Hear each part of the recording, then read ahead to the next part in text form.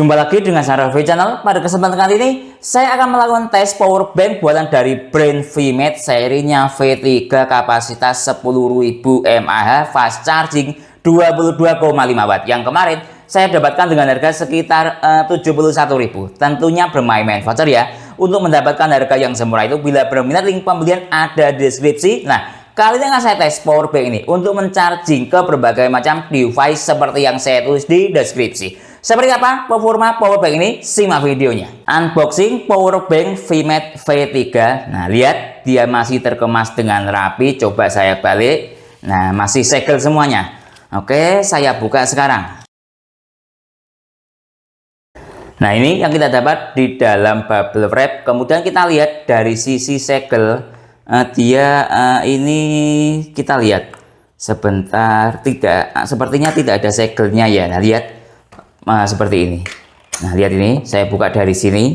Kemudian, nah, kalau fokus kita beli sebuah power bank itu ketika unboxing dilihat pada persentase baterai power bank itu tersisa berapa persen, itu menunjukkan sebuah kualitas power bank itu sendiri. Lihat, kita dapat ini kabel charger seperti ini. Nah, saya taruh di sini. Kemudian lihat ini, saya ambil power banknya. Nah, sebentar saya buka. Nah, ini. Kemudian silakan diperhatikan. Sebentar nah ini saya nyalakan power banknya. Nah, lihat ini terisi 100%. Ini yang kita dapat dalam paket pembelian power bank VMAT V3 yang dikemas dengan box seperti ini. Di dalamnya ada mic dan bubble wrap. Lanjut, di dalamnya kita akan dapat kabel charger jenisnya USB-A to C. Nah, ini yang saya suka dari kabel chargernya menggunakan sistem warna ungu. Biasanya kalau ungu itu buat device Huawei yang arusnya minimal 4-5 ampere. Mohon dikoreksi bila salah. Lihat ini. Warna ungu. Cukup bagus. Cuman ini kabelnya kabel polosan ya. Nah, sesuai dengan harga lah ya. Nah, kemudian ini fisik dari power bank VMAT V3. Dari sisi tampilan depan ini menggunakan struktur casing semacam Dove ya, warna hitam yang saya beli. Kemudian ada tulisannya PD 22,5 watt, kemudian support QC 3.0 dan PD. Ini ada digital display yang ada di sini. Ketika saya tekan di tombol powernya ini, nah, dia akan nyala seperti ini. Tampilan digital displaynya. Kemudian kita lihat dari sisi sini kosong, dari sisi sini kosong, dari sisi baliknya ini kosong. Nah, kita lihat dari sisi sini ada spesifikasi dari power bank VMAT. Lihat model V3, kemudian sebentar saya perjelas dahulu. Nah, lihat ini model V3 kapasitasnya 10.000 mAh, inputnya 12 volt kali 1,5 ampere, outputnya 12 volt kali 2 ampere, sama dengan kalau kita berpacu pada spesifikasi ini 12 volt dikali 2 kan 24. Nah, nanti kita cek lebih lanjut tentang seluruh dayanya di cek protokol ICE cepat. Nah, ini yang saya suka, dia sudah mengantongi sertifikat Triple C sehingga aman digunakan untuk penerbangan ke seluruh dunia termasuk ke Cina, dan ada berbagai macam sertifikat keamanan lainnya, silahkan dipahami sendiri. Kemudian ini ada tulisannya VMAT. Lanjut, kita lihat dari sisi port. Ini dia ada 4 port. Dual port USB-A, ada warna hijau dan ada warna oranye, dan ada satu port USB-C bisa dilihat di sini, dan ada satu port ini micro USB. Nah, lumayan lengkap portnya karena ada micro USB-nya. Untuk USB-A ini hanya bisa output saja, sedangkan micro USB hanya bisa untuk recharging saja. Biasanya kalau USB-C bisa untuk in out. Dilihat dari sisi kualitas atau built-in quality power bank VMAT. Dari sisi boxnya dahulu kita lihat.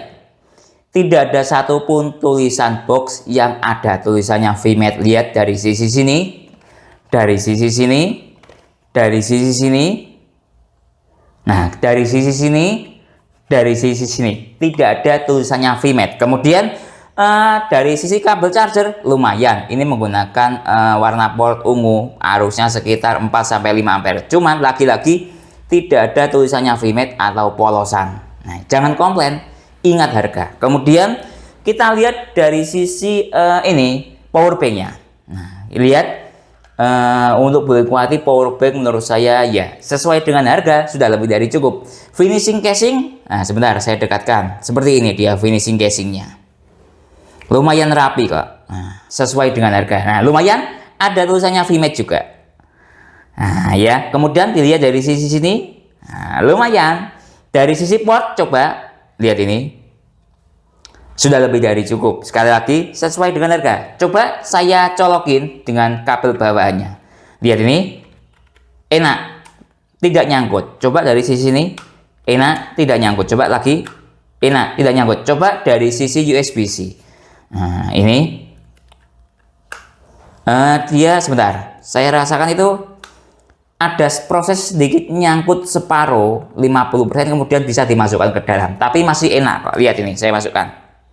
Nah, ceklek ceklek. Lihat ini, ceklek ceklek. Nah, seperti itu. Lihat ini, ceklek ceklek. Nah, tapi enak, tidak terlalu nyangkut kok. Masih dalam batas toleransi kewajaran. Jadi dari sisi build quality powerbank VMAT ini sesuai dengan harga. Dari sisi jenis sel dan kualitas sel pada powerbank VMAT ini, nah, dari sisi box bisa kita lihat ada tulisannya Li-ion polymer. Tidak usah dilihat ini saja, polimer. Nah, kalau pengen tahu fisik dari baterai polimer dari VMAT itu seperti ini. Nah, 10.000 mAh. Nah, coba saya plugkan ke powerbanknya. Lihat ini, plug.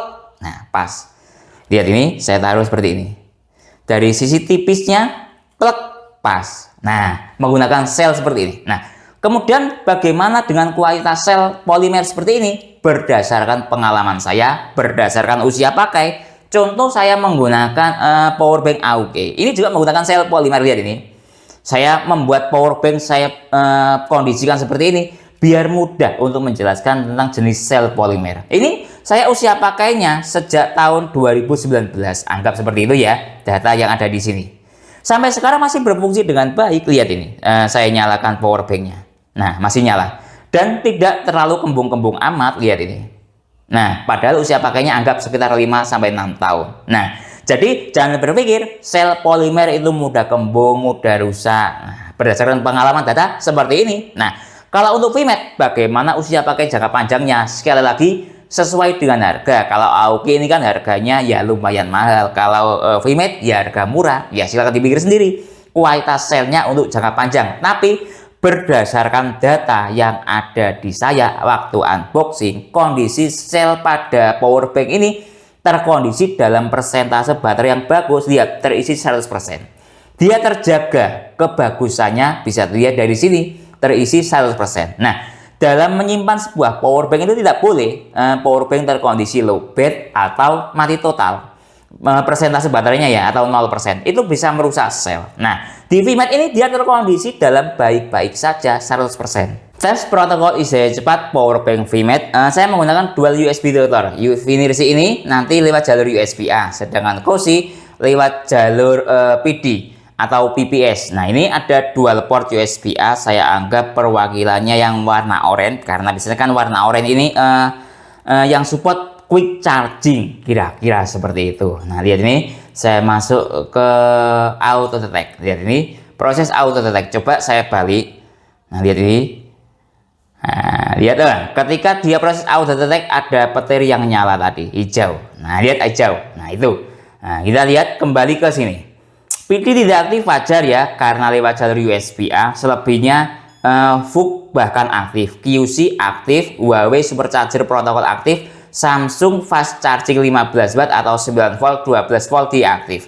Lihat ini, Super VOOC tidak aktif wajar karena dia maksimal dayanya 22,5 watt. Pump Express dia tidak aktif. Lanjut, kita cek dari sisi USB-C. Lihat ini, saya cek menggunakan USB-C kabel dahulu, yang menggunakan USB Dr. Finirsi lewat jalur USB-C menggunakan kabel Vivan 240 watt. Nah, lihat, dia support PD 3.0 22 watt. Nah, lihat ini. Lanjut, baterai ini Samsung dia juga aktif ternyata lewat jalur PD. AFC ya, Samsung FCP dan SCP dia juga aktif, QC aktif. Nah ya, selebihnya dia semua merah. Lanjut, kita cek dengan menggunakan USB Dr. Kosi. Nah, lihat ini, menggunakan USB Dr. Kosi masuk ke protokol. Nah, mulai loading. Kita tunggu sebentar. Nah, lihat. Dia support PPS 22 watt. Kemudian PD-nya 20 watt. Nah, untuk voltasenya support 5 volt sampai 12 volt. PPS-nya support 11 volt 2 ampere sama dengan 20 watt sudah rasional. QC support maksimal 12 volt, QC 2.0, QC 3.0 support 12 volt. PD 3.0 ada tulisannya seperti ini. Tes PD trigger power bank VMAT. PD trigger itu dia menjelaskan PD 2.0, 3.0, PPS, QC 4, PD 3.1, EPR dan AVS. Nah, lihat ini, saya masuk ke PD trigger. Kita tunggu sebentar. Nah, langsung loading dengan cepat. Langsung PD triggernya 22 watt. Nah, lihat ini pengecekan PD triggernya. Dia support 5 volt sampai maksimal di 12 volt. Secara ampere dia support paling rendah 1,67 ampere, paling tinggi 3 ampere. Kalau ringkasnya PD trigger itu ya pengecekan voltase dan ampere lah, kira-kira seperti itu. Dan ini hasil PD triggernya. Tes perbandingan Ripple, coba saya menggunakan beban laptop Samsung Chromebook 4 yang secara input daya support PD 45 watt. Nah, ini coba saya bandingkan dengan power bank Dell Cell Gear. Nah, pertama saya coba dahulu dari sisi VMAT. Nah, lihat nih, saya menggunakan kabel PD dari brand Venson yang support 3 ampere. Saya hubungkan sekarang. Lihat ini dari sisi VMAT dahulu. Nah, sudah loading. Nah, sebentar, ini saya taruh dahulu ini power bank Dell Cell-nya. Dari sisi power bank lihat indikator petir hijau aktif. Kemudian kita lihat dari sisi USB adapter QC PD 3.0 yang aktif dengan setir daya 12 volt kali 1,6 ampere sama dengan 19,3 watt. Cukup maksimal sekali dayanya. Oke. Sekarang kita masuk ke menu Ripple. Nah, lihat ini nilai Ripple-nya. Saya pause secara acak menghasilkan nilai VPP 75 mV dengan menggunakan power bank VMAT. Lihat. Nah, sekarang coba saya bandingkan dengan power bank Dell Cell. Nah, lihat ini sudah saya hubungkan dengan menggunakan power bank Dell Cell. Indikator petir hijaunya juga aktif dengan menggunakan kabel yang sama. Kita cek dari sisi USB adapter QC. PD 3.0 yang aktif dengan setir daya 11,9 volt kali 1,6 ampere sama dengan di 19,2 watt. Nah, lihat nih, dari sisi sini sudah. Sekarang saya masuk ke menu Ripple. Saya pause secara acak menghasilkan nilai VPP 69 mV, sedikit lebih rendah Dell Cell ya nilai Ripple-nya dibandingkan dengan power bank VMAT. Jadi Ripple itu semakin rendah semakin bagus. Tes ke ponsel Samsung Galaxy J7 Plus. Ini ponsel jadul ya, dia menggunakan port micro USB. Kalau menggunakan dasar adapter charger bawaan ini 7,5 watt. Nah, coba saya hubungkan dengan menggunakan kabel AUX micro USB juga. Saya hubungkan sekarang. Lihat ini sudah saya hubungkan. Nah, sudah nyala. Lihat ini. Nah, oke, dari sisi power bank sudah saya nyalakan. Lihat ini. Kita tunggu sebentar. Ini kalau ponselnya daya baterainya habis total. Kita tunggu sebentar, masih loading. Lihat start dari 0%. Indikator charging yang ada di sini nanti kalau layarnya mati ini akan nyala. Sekarang kita cek dari sisi yang ada di USB Dr. Vinirsi. Lihat ini seluruh dayanya 5 volt kali 1,2 ampere sama dengan 6,3 watt. Jadi bisa digunakan untuk charging ke device ponsel yang menggunakan port micro USB. Lihat dari teori ini ponselnya 7,5 watt, dia bisa mencapai rel 6,5 watt angka segitu. Jadi cukup maksimal sekali outputnya untuk charging ke ponsel yang menggunakan port micro USB. Tes ke iPhone 8 yang support PD2 atau fast charging 15 watt, saya hubungkan dengan menggunakan kabel dari brand Acer yang ada di digital display-nya. Lihat ini sudah saya hubungkan. Start dari baterai 6%, biarkan ponselnya standby. Sekarang kita cek dari sisi digital display yang ada di kabel Acer. Lihat ini, dia masih negosiasi daya, PD-nya atau fast charging-nya aktif dengan daya 8,1 watt. Kenapa kok dayanya rendah? Harap maklum, ponsel era tahun 2017 atau 2018. Nah, daya segini sudah cukup bagus di era tahun itu. Sekarang kita cek dari sisi yang lainnya. Yang ada di digital display atau USB adapter QC. Dari sisi power bank dahulu. Lihat ini, petir hijaunya nyala, artinya fast chargingnya aktif. Kita lihat dari sisi USB adapter QC PD 3.0 aktif dengan seluruh daya 9 volt kali 0,9 ampere sama dengan di 8, sekian watt. Sekarang saya masuk ke menu Ripple. Nah, lihat ini nilai Ripple-nya juga lumayan, tidak terlalu tinggi. Saya pause secara acak menghasilkan nilai VPP 118 mV. Tes ke ponsel Samsung Galaxy M11 Adaptive Fast Charging 15 watt. Nah, kali ini coba saya hubungkan dengan menggunakan kabel bawaan power bank lewat port yang warna oranye. Nah, lihat ini, saya tata seperti ini untuk cek nanti di struktur dayanya. Saya hubungkan sekarang. Nah, kita tunggu sebentar. Nah, start dari baterai 45%. Saya nyalakan ponselnya fast charging aktif, biarkan ponselnya standby. Kita cek dari sisi power bank, petir hijau juga aktif atau fast charging aktif. Kita cek dari sisi USB Dr. Cosi FCP yang aktif dengan struktur daya 8,8 volt kali 1,5 ampere sama dengan di 13, sekian watt. Jadi bisa ya menggunakan kabel bawaan power bank status fast charging aktif atau kabel bawaannya mendukung fast charging. Sekarang saya masuk ke menu Ripple. Nah, lihat ini nilai Ripple-nya juga tidak terlalu tinggi, masih dalam kategori normal. Saya pause cara acak, menghasilkan nilai VPP 127 mV. Tes ke ponsel Xiaomi Redmi 9 yang support quick charging 18 watt. Saya hubungkan dengan menggunakan kabel bawaan power bank, dan ini sudah saya hubungkan. Start dari baterai 83%, kita tunggu sebentar. Nah, quick chargingnya aktif, biarkan ponselnya standby. Kita cek dari sisi power bank, indikator fast charging petir hijau nyala. Kita cek dari sisi USB Dr. Cosi QC 3.0 yang aktif dengan struktur daya 6,7 volt kali 0,5 ampere sama dengan di 3, sekian watt. Kenapa kok dayanya rendah? Karena baterainya kemungkinan sudah terisi di atas 50% atau juga kemungkinan ponselnya sudah turun performa. Harap maklum, usia pakainya sudah sekitar 4-5 tahun sehingga turun performa. Tapi dari sisi notifikasi quick charging yang aktif, andaikan saja ponselnya masih fresh atau normal ketika quick charging yang aktif, biasanya jalan di atas 10 watt. Sekarang saya masuk ke menu Ripple. Saya pause cara acak. Nah, lihat ini nilai Ripple-nya lumayan rendah. Saya pause cara acak, menghasilkan nilai VPP 37 mV. Tes ke ponsel Oppo Reno 3 yang support VOOC 20 watt. Saya hubungkan dengan menggunakan kabel bawaan power bank. Lihat ini sudah saya hubungkan. Kita tunggu sebentar. VOOC-nya aktif, cukup bagus. Start dari baterai 47%, super fast charging secara tulisan bisa dilihat di sini. Biarkan ponselnya standby atau layarnya mati. Kita lihat dari sisi power bank, indikator petir hijau nyala. Nah, biasanya teman-teman ada yang berpendapat ketika listrik bawaan sebuah power bank itu kadang ada yang kurang padat, istilahnya seperti itu.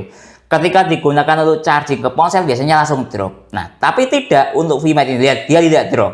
Jadi bagus ya kualitas listriknya atau daya simpan baterainya. Walaupun ini anggap tersimpan dalam waktu lama, kondisi listriknya dia tidak drop, lihat. Atau istilahnya mungkin kompong atau tidak padat listriknya. Tapi ini lihat.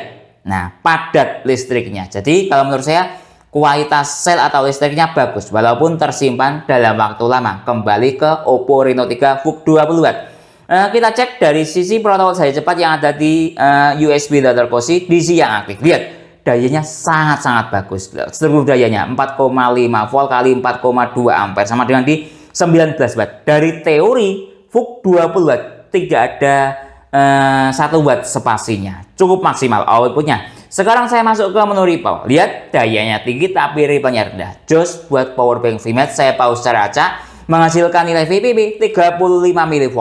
Tes ke tablet Huawei MatePad yang support supercharger protokol 22,5 watt. Saya hubungkan dengan menggunakan kabel dari brand Vivan atau kabel PD atau C2C. Saya hubungkan sekarang, lihat ini. Kita tunggu sebentar. Start dari baterai 29%, supercharging aktif, ada desimalnya, petir double, lengkap notifikasinya. Biarkan tabletnya standby. Kita cek dari sisi power bank, petir hijau nyala atau fast chargingnya aktif. Nah, kita lihat dari sisi USB Dr. Cosi PD 3.0 yang aktif dengan struktur daya 8,5 volt kali 2,1 ampere sama dengan di 19-20 watt, naik turun dari teori dayanya 22,5 watt. Nah, dari sisi sini sudah. Sekarang saya masuk ke menu Ripple. Nah, lihat ini, saya pause cara acak, menghasilkan nilai VPP yang tidak terlalu rendah, 36 mV. Tidak terlalu tinggi maksud saya ya. Tes ke ponsel Samsung Galaxy A05 super fast charging Samsung 25 watt. Saya hubungkan sekarang. Nah, lihat ini sudah saya hubungkan. Tadi ada tulisannya super fast charging, tapi berubah menjadi fast charging. Baterinya juga tadi double. Biarkan ponselnya standby. Sekarang kita cek dari sisi power bank dahulu, petir hijau nyala. Kemudian kita cek dari sisi USB Dr. Cosi PD 3.0 yang aktif dengan struktur daya 4,8 volt kali 2,3 ampere sama dengan di 11,2 watt. Nah, sudah rasional ya fast charging yang aktif karena dayanya di bawah 15 watt. Coba sekarang saya masuk ke menu Ripple. Nah, lihat ini nilai Ripple-nya juga tidak terlalu tinggi, bahkan saya katakan sangat rendah. Saya pause secara acak menghasilkan nilai VPP 17 mV. Tes ke ponsel Infinix Hot 30 Supercharger 33 watt saya hubungkan lewat jalur USB-A dengan menggunakan kabel dari brand Acer. Nah, lihat ini, coba saya nyalakan dahulu power bank-nya. Lihat, sudah saya nyalakan. Ini sudah nyala. Start dari baterai 27%, cuma ada indikator charging saja. Biarkan ponselnya standby. Sekarang kita cek dari sisi yang ada di power bank maupun USB, Dr. Kosi. Lihat ini. Struktur dayanya cuma aktif DCP. Nah, lihat, kita tunggu mungkin. Nah, ini negosiasi daya. Saya ini menunggu negosiasi dayanya dia. Langsung fast chargingnya aktif, petir hijau nyala. Sekarang kita cek dari sisi USB, Dr. Kosi. DC yang aktif dengan struktur daya 8,8 volt kali 1,5 ampere sama dengan di 13,9 watt. Nah, ini yang aktif fast charging Infinix 18 watt. Sekarang saya masuk ke menu Ripple. Saya pause secara acak menghasilkan nilai VPP 48 mV. Tes ke ponsel Realme 9i yang support direct charging 33 watt. Nah, saya hubungkan lewat jalur USB-A dengan menggunakan kabel dari brand Acer 7 ampere. Nah, saya hubungkan sekarang, kita lihat ini, kita tunggu sebentar. Direct charging aktif, start dari baterai 1%, ada desimalnya. Nah, lihat dengan menggunakan power bank VMAN cukup bagus, dan dari sisi digital display petir hijau nyala. Biarkan ponselnya standby. Sekarang kita cek dari sisi USB, Dr. Kosi. DC yang aktif dengan struktur daya 4,3. Oh, dia mengalami restart. Kita tunggu lagi. Apakah dia tidak kuat kan gitu? Nah, kita tunggu sebentar. Nah, lihat ini dayanya masih berangsur-angsur naik. Nah, kita tunggu. Nah, ini sudah stabil, layarnya mati. Kita lihat lagi. Nah, lihat dayanya 16 watt menuju stabil di sini. Apakah dia restart? Nah, sambil kita analisis, struktur dayanya 4,4 volt kali 3,6 ampere sama dengan di 16 watt. Dari teori direct charging itu biasanya 20 watt.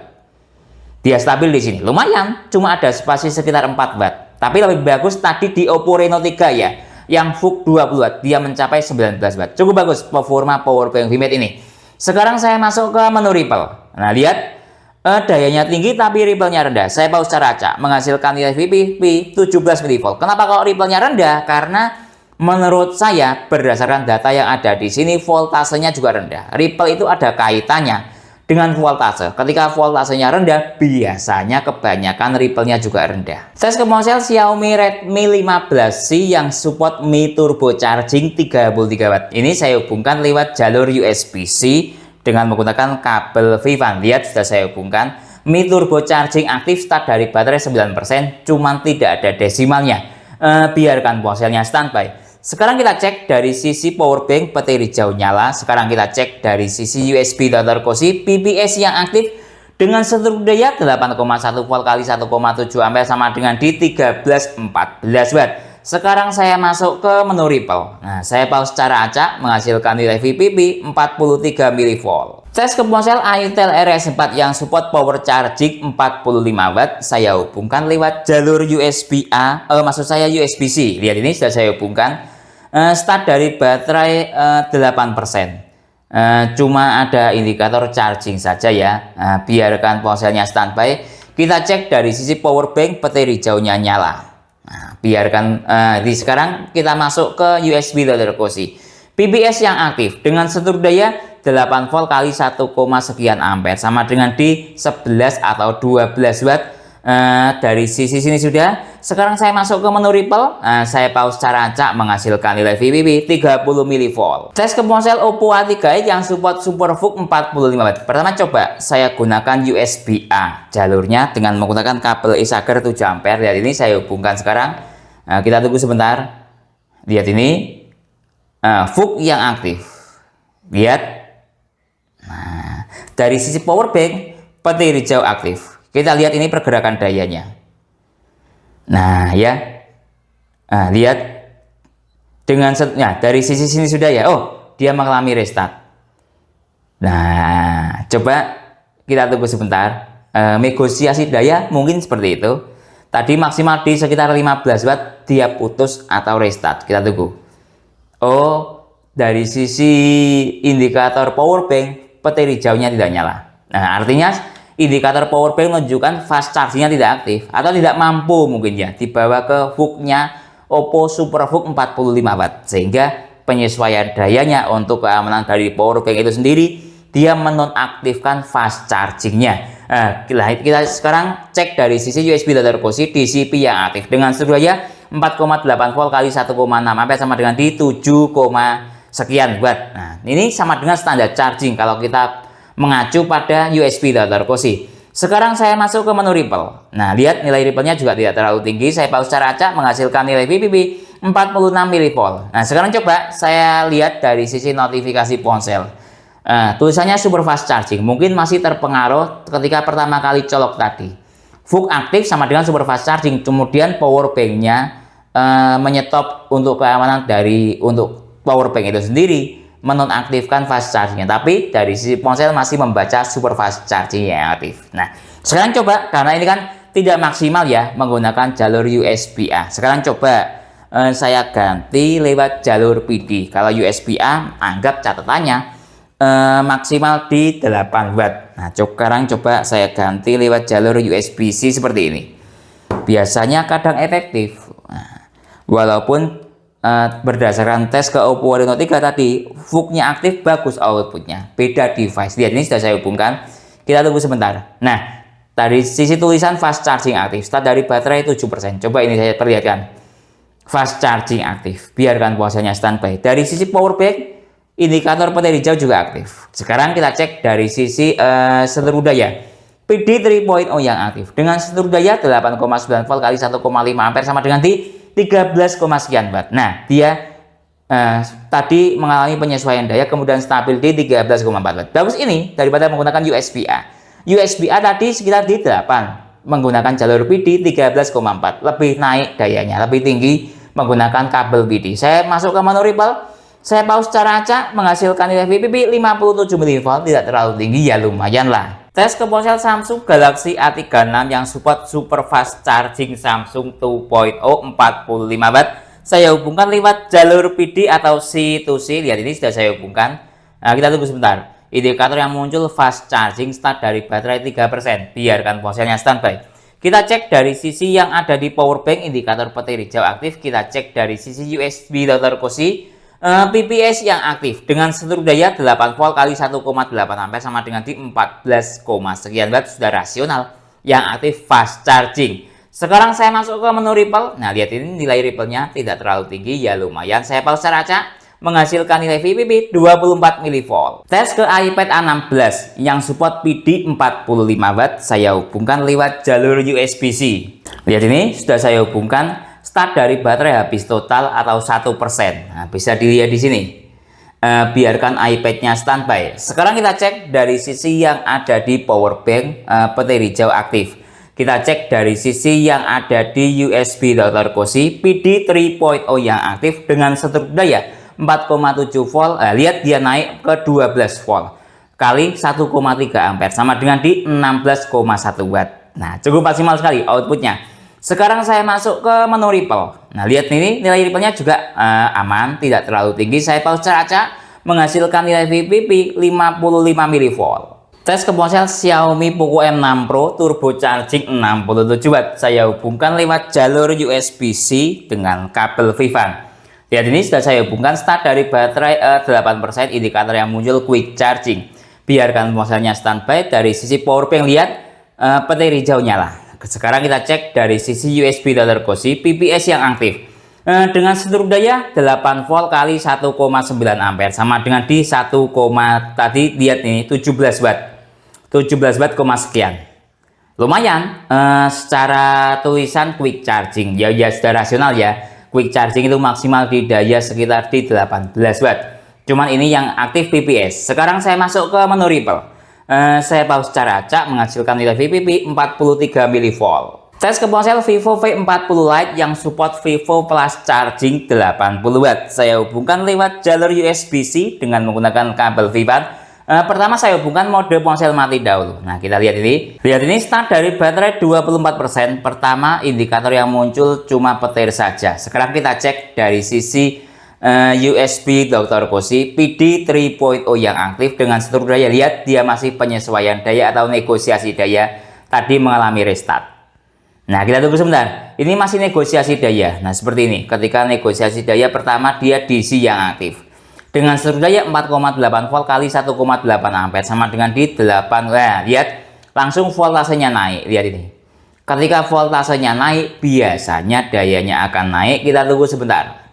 Nah, lihat ini dia sudah berubah menjadi PPS dengan seluruh daya 8,1 volt kali 1,8 ampere sama dengan di 15 watt. Coba saya nyalakan layar ponselnya. Flash charging aktif. Sekarang coba saya cek dari sisi ripple mode ponsel mati dahulu. Dayanya tidak terlalu maksud saya ripple-nya tidak terlalu tinggi hasilnya. Lumayan bagus, saya pause secara acak. Menghasilkan nilai VPP 17 mV. Nah, dari sisi sini sudah. Sekarang coba saya nyalakan ponselnya, apakah ada desimalnya atau tidak. Ketika flash chargingnya aktif, kita tunggu sebentar. Lihat ini, ponselnya sudah nyala. Start dari baterai 25%, flash charging aktif, cuman lihat tidak ada desimalnya. Ya, jadi ya rasional ya. Flash chargingnya aktif. Kalau bisa disetarakan dengan melihat daya seperti ini, ya anggap fast charging Vivo sekitar di 18 watt. Cas ke ponsel Infinix Note 40 Pro Plus 5G yang support all around fast charging 100 watt. Saya hubungkan lewat jalur USB-C atau PD. Kita tunggu sebentar. Fast charging yang aktif, notifikasinya start dari baterai 10%. Biarkan ponselnya standby. Sekarang kita cek dari sisi power bank, petir hijau juga aktif. Kita cek dari sisi USB Dr. Cozy PPS yang aktif dengan seluruh daya 7,7 volt kali 1,6 ampere sama dengan di 12, sekian watt. Ada fast charging Infinix 18 watt yang aktif. Sekarang saya masuk ke menu ripple. Nilai ripple-nya juga sangat rendah, cukup bagus. Saya pause secara acak, menghasilkan nilai VPP 16 mV. Tes ke ponsel Xiaomi Redmi Note 14 Pro Plus 5G yang support hypercharging Xiaomi 120 watt. Saya hubungkan lewat jalur USB-C. Kita tunggu sebentar. Quick charging yang aktif, start dari baterai 23%. Biarkan ponselnya standby. Kita cek dari sisi power bank, indikator petir hijau aktif atau fast chargingnya aktif. Kita cek dari sisi USB Dr. Cozy PPS yang aktif. Dengan seluruh daya 7,8 volt kali 1,7 ampere sama dengan di 13, sekian watt, sudah rasional. Quick chargingnya aktif. Sekarang saya masuk ke menu ripple. Saya pause secara acak, menghasilkan nilai VPP 24 mV.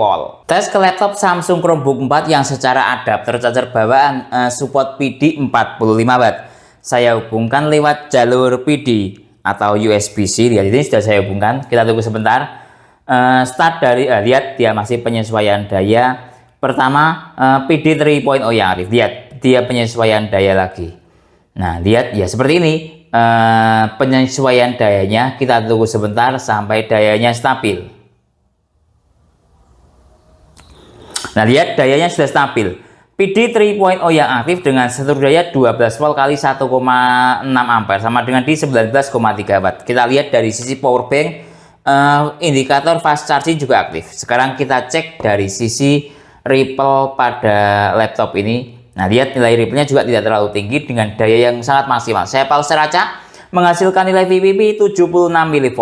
Tes ke laptop Advance Soulmate X yang secara USB-C ini ada dual port. Ini lihat di sebelah sini ada port USB-C charging yaitu butuh 12 volt. Sebelah sini ada port Type-C full fungsi butuh 20 volt. Nah, kalau ke laptop Windows itu fokusnya lebih ke voltase. Nah, karena power bank-nya support 12 volt, coba saya cek. Saya hubungkan lewat port Type-C charging yang support 12 volt. Saya hubungkan sekarang, semoga saja mampu. Lihat ini. Nah, kita tunggu sebentar. Nah, lihat dia tidak pakai restart segala, langsung terbaca dengan baik. Kita cek dari sisi power bank, indikator fast chargingnya aktif. Kita cek dari sisi USB Dr. Cozy PD 3.0 yang aktif dengan seluruh daya 12 volt kali 1,2 ampere sama dengan di 15, sekian watt. Nah, lihat ini secara voltase sudah rasional, dia support 12 volt. Nah, kenapa kok dayanya rendah? Karena laptopnya mode mati ya, sehingga dayanya stabil segini. Ketika laptopnya mode hidup, biasanya dia jalan di atas 20 watt. Sekarang saya masuk ke menu ripple. Nah, tidak usah kaget, nilai ripple-nya lumayan tinggi karena tadi voltasenya juga tinggi di sekitar 12 volt, atau sudah menjadi kebiasaan pada laptop ini suka menghasilkan nilai ripple yang tinggi. Bukan kok power banknya atau kabelnya jelek. Coba saya pause secara acak, menghasilkan nilai VPP 214 mV. Tes ke laptop Asus Transformer Book. Ini laptop jadul atau tablet jadul ya, karena ini menggunakan port charging micro USB, bisa dilihat di sini. Nah, sekarang coba saya hubungkan dengan kabel micro USB dari brand Aoki seperti ini. Saya hubungkan sekarang. Nah, lihat ini sudah saya hubungkan, indikator charging nyala. Ini laptop era tahun sekitar 2017-2016. Nah, sekarang kita cek dari sisi yang ada di power banknya. Lihat, seluruh dayanya 9 volt kali 1,7 ampere sama dengan di 15,4 watt. Jadi bisa digunakan untuk charging ke laptop jadul yang menggunakan port micro USB. Nah, ini kalau dengan melihat seluruh daya seperti ini, biasanya ini menggunakan sistem seluruh daya protokol saya cepat Quick Charging 2.0. Anggap dia 18 watt, railnya mencapai 15,4 watt. Nah, selebihnya untuk cek indikator lainnya seperti ini. Untuk USB data finish saya kurang paham. Lihat ini, dia ada seluruh seperti ini juga. Ada keterangannya DCP 1,5 ampere. Kemudian, nah ini ripple-nya. Cuman saya kurang bisa cara membaca nilai ripple-nya. Intinya dia seperti ini, silahkan dipahami sendiri. Kemudian lihat dia seperti ini dan seperti ini. Intinya power bank ini bisa digunakan untuk charging ke laptop atau tablet yang menggunakan port micro USB status fast charging aktif. Nah, coba saya balik, lihat ini, indikator petir hijaunya juga nyala. Tes speed recharging power bank, saya menggunakan adapter charger untuk rechargingnya Venson Gandas Charging 70 watt. Saya hubungkan lewat jalur PD. Nah, lihat ini ya, saya hubungkan sekarang. Saya menggunakan kabel juga dari brand Venson. Ini support 3 ampere kabel PD. Nah, seperti ini kabelnya. Nah, kita cek dahulu dari sisi input daya power bank VMAT ini, dia QC 12 volt. Lihat ini seluruh dayanya 11,9 volt kali 1,4 ampere sama dengan di 17,2 watt. Lihat start dari baterai 0%, indikator fast charging atau petir hijaunya nyala. Nah, coba saya cek dari sisi ripple inputnya. Nah, lihat ini nilai ripple inputnya dia. Saya pause secara acak, menghasilkan nilai VPP 102 mV, tidak terlalu tinggi dengan voltase 12 volt. Nah, saya cabut dahulu dari sisi USB Dr. Kosinya. Saya hubungkan lagi. Kemudian timernya saya nyalakan sekarang. Lihat ini start dari baterai 0%. Selanjutnya kita tunggu sampai full charging, membutuhkan waktu berapa menit atau berapa jam. Lihat ini dalam waktu 30 detik, saya nanti kontrolnya lewat stop kontak ya. Dia mencapai pada daya 21 watt. Nah, selebihnya kita tunggu sampai full charging, membutuhkan waktu berapa menit atau berapa jam. 63 menit telah berlalu. Kita cek dari sisi power banknya dahulu. Sudah terisi 49%, indikator petir hijau atau fast charging masih aktif. Kemudian kita cek dari sisi ini, stop kontak. Tersisa daya 17 watt. Pertama kali colok tadi di area sekitar 20 watt atau 21 watt. Lumayan stabil dayanya. Sekarang kita cek dari sisi temperatur. Temperatur adapter charger dahulu, mungkin lihat ini. Adapter chargernya Venson 70 watt ya. Lihat ini temperaturnya di area 50 derajat Celcius, panas tapi tidak terlalu menyengat. Lihat 49. Kemudian coba kita cek dari sisi power banknya. Lihat ini temperaturnya mencapai 54 derajat Celcius, panas tapi juga tidak menyengat banget, masih aman. Lihat 55 derajat Celcius. Coba saya pegang pakai tangan, panas tidak terlalu menyengat. Kalau mau komplain masalah temperatur, ingat harga. Selanjutnya kita tunggu sampai full charging, membutuhkan waktu berapa menit atau berapa jam. 2 jam lebih 51 menit telah berlalu. Kita cek dari sisi power bank. Lihat ini saya dekatkan, sudah terisi full 100%. Dalam waktu sekali lagi 2 jam 51 menit. Coba saya stop dahulu timernya. Kemudian kita cek dari sisi stop kontak, menunjukkan dayanya sudah 0 watt. Jadi aman, ketika sudah terisi penuh, daya inputnya sudah 0 watt. Tes speed charging dan rail capacity power bank VMAT ini, lihat dia sudah saya isi full 100%.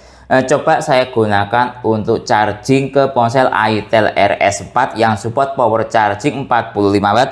Sebelumnya kita cek dahulu dari sisi sistem baterai yang ada pada ponsel ini. Nanti start dari baterai 2% atau habis total ya. Secara mAh 100 mAh. Tingkat keset baterai good, jenis baterai Li-ion, maksimal capacity 5000 mAh. Saya hubungkan sekarang lewat jalur USB-C. Lihat ini, ponselnya sudah saya hubungkan, start dari baterai 2%. Timernya saya nyalakan, kemudian kita cek dari sisi power banknya. Petir hijau nyala, start dari baterai power bank 100%. Karena yang saya kejar adalah speed charging dan real capacity-nya, maka akan saya buat mode ponsel mati. Lihat ini, saya matikan ponselnya. Kemudian kita tunggu sampai full charging, membutuhkan waktu berapa menit atau berapa jam. Lihat ini, dalam waktu 1 menit mode ponsel mati. Nah, lihat ini ya, sudah terisi 3%. Indikator yang ada di power bank fast chargingnya masih aktif walaupun mode ponsel mati. Selanjutnya kita tunggu sampai full charging, membutuhkan waktu berapa menit atau berapa jam. 30 menit telah berlalu. Kita cek dari sisi ponselnya. Nah, sebentar saya dekatkan, sudah terisi 35% dalam waktu 30 menit. Nah, ini speednya power bank perkiraan di area sekitar daya 10-15 watt atau dalam kategori fast charging, belum super fast charging. Lihat dari sisi power bank-nya, indikator fast chargingnya masih aktif, tersisa daya baterai 82%, sekali lagi terisi 36%. Nah, sekali lagi speednya sebuah speed power bank atau output daya fast charging. Sekarang kita cek dari sisi temperatur power banknya dahulu. Lihat ini, temperatur power bank hangat normal ya, karena dia outputnya output fast charging. Beda kalau kelas super, biasanya pasti panas menyengat seperti tadi ketika recharging power bank, dia menggunakan input perkiraan sekitar 18 atau 19, itu baru panas menyengat. Lihat ini, dia hangat normal, cuma di 41 derajat Celcius, aman. Nah, kemudian coba kita cek dari sisi temperatur ponsel. Mengingat ini ponsel kelasnya power charging 45 watt, diisi daya sekitar di 10-15 watt, ya pasti dingin. Lihat ini, cuma 34 derajat Celcius. Nah, aman. Selanjutnya kita tunggu sampai full charging, membutuhkan waktu berapa menit atau berapa jam. 2 jam 17 menit telah berlalu. Kita cek dari sisi ponselnya. Lihat ini, sudah terisi full 100% dalam waktu 2 jam 17 menit. Nah, ini sebuah speed dari sebuah power bank output kelas fast charging. Ingat ya, ini baterai kapasitas 5000 mAh versus output fast charging perkiraan di area sekitar 10-15 watt. Nah, ini saya cabut dahulu ponselnya karena sudah terisi penuh. Kemudian ini timernya saya stop dahulu. Nah, lihat ini power bank-nya. Tersisa daya 38%. Tes speed charging dan real capacity tahap berikutnya ke ponsel Xiaomi Poco M6 Pro yang support turbo charging 67 watt. Pertama kita cek dahulu dari sisi sistem baterai dengan menggunakan aplikasi sebentar ini. Nah, ini aplikasinya. Nanti start dari baterai 7%. Secara mAh 350 mAh, tingkat kesehatan baterai good, baterai tipe lithium polimer, kapasitas maksimalnya 5000 mAh. Saya hubungkan sekarang. Lihat ini power bank-nya sebentar. Saya perlihatkan dahulu start dari baterai 38%. Saya hubungkan lewat jalur USB-C atau PD. Lihat sudah saya hubungkan. Kita tunggu sebentar. Start dari baterai 7%, quick charging yang aktif, timernya saya reset, kemudian saya start lagi. Selanjutnya kita tunggu sampai yang ada di power bank ini baterainya habis, mampu mengisi ke ponsel ini berapa persen. Lihat ini, indikator fast chargingnya aktif. Selanjutnya kita tunggu ya sampai baterai pada power bank ini habis. 44 menit telah berlalu. Kita cek ini power bank-nya sudah habis atau daya yang ada di kita displaynya sudah mati. Coba saya cabut dahulu dari ponselnya. Nah, seperti ini. Kemudian coba saya nyalakan power bank-nya. Nah, lihat ini ya, sudah terisi 0% atau sudah tersisa 0%. Kemudian coba kita cek dari sisi yang ada di ponsel. Nah, lihat ini, saya nyalakan ponselnya. Coba kita pakai aplikasi. Nah, lihat ini, terakhir dia mampu mengisi ke ponsel ada persentase baterai 40%, secara mAh 2000 mAh, membutuhkan waktu kurang lebih di 44 menit. Analisis real capacity power bank VMAT ini secara tertulis dia menggunakan cell capacity 10.000 mAh, bisa dilihat di sini. Kemudian berdasarkan tes tadi pertama untuk real capacity ke ITEL RS4, start dari persentase di bawah 5% atau anggap 0% habis total. Kapasitas baterai 5000 mAh, mampu mengisi 100%, bisa dilihat dengan menggunakan aplikasi ini. Nah ya, mampu mengisi anggap 5000 mAh untuk pertama. Kemudian yang kedua, saya teskan ke ponsel Xiaomi Poco M6 Pro ini. start dari baterai 7% atau dianggap start dari baterai 10%. 10% dari 5000 mAh itu 500 mAh. Nah, anggap dia mampu mengisi ini kalau 40% 2000 mAh, anggap mampu mengisi 1500 mAh. Jadi total dari rel capacity dari power bank VMAT ini anggap 5000 mAh plus 1500 sama dengan 6500 mAh. Dari sel capacity 10.000 mAh. Nah, dari kemampuan seperti itu, apakah bisa dikatakan buruk atau biasa atau bagus? Saya ada pembanding. Namanya kita mengatakan sesuatu yang baik, biasa, buruk, kita perlu pembanding. Nah, ini ada pembanding contoh dari power bank Cooktek. Ini harga mahal, sekitar di area 600 ribuan. Dari sel capacity 10.000 mAh. Cooktek sendiri yang mengklaim, lihat ini dia mengklaim katanya mampu rated capacity. Kalau istilah perusahaan mengatakan rated capacity. Kalau kita mengatakan real capacity yaitu 5500 mAh. Padahal ini menggunakan sel lithium ion harga 600 ribuan. Nah, berdasarkan tes VMAT ini mampu mengisi 6500 mAh di atas dari klaimnya Cooktek, sehingga bisa saya katakan real capacity dari power bank VMAT ini cukup bagus sekali. Jadi kesimpulannya power bank VMAT V3 yang memiliki kapasitas 10.000 mAh support daya fast charging 22,5 watt yang saya dapatkan dengan harga yang sangat murah, cuma 71 ribuan. Lalu dari sisi build quality menurut saya lebih dari cukup sesuai dengan harga. Dari sisi kemampuan fast charging tadi sudah saya tes mulai dari ponsel daya 15 watt hingga 120 watt tidak ada masalah. 100% support fast charging, tinggal pandai-pandainya kita kapan mengkombinasikan atau menggunakan port USB-A atau USB-C agar tercipta sebuah output fast charging yang maksimal. Bahkan beberapa tes saya juga menunjukkan sebuah kemampuan power bank ini support super fast charging. Contoh tadi ke ponsel Oppo VOOC 20 dia aktif. Kalau Oppo 20 watt itu bisa dikatakan dia support super fast charging. Bahkan ke Huawei 22,5 watt dia juga aktif super fast chargingnya dan ada desimalnya. Cukup bagus sekali kemampuan fast chargingnya. Lalu dari sisi kemampuan fast charging lainnya dia juga support untuk charging ke laptop ataupun untuk charging ke ponsel yang menggunakan port micro USB tidak ada masalah, ataupun tablet jadul yang menggunakan port micro USB juga tidak ada masalah. Dari sisi speed recharging power bank VMAT juga speed chargingnya cukup bagus sekali. Start dari baterai power bank 0% hingga terisi 100% hanya membutuhkan waktu sekitar 2 jam 50 menitan. Nah, itu sebuah speed charging yang cukup bagus sekali, bahkan di atas dari klaimnya Anker. Kalau Anker itu power bank 10.000 mAh fast charging sekitar ya 18 watt inputnya atau 22,5 watt, dia membutuhkan 3,5 jam.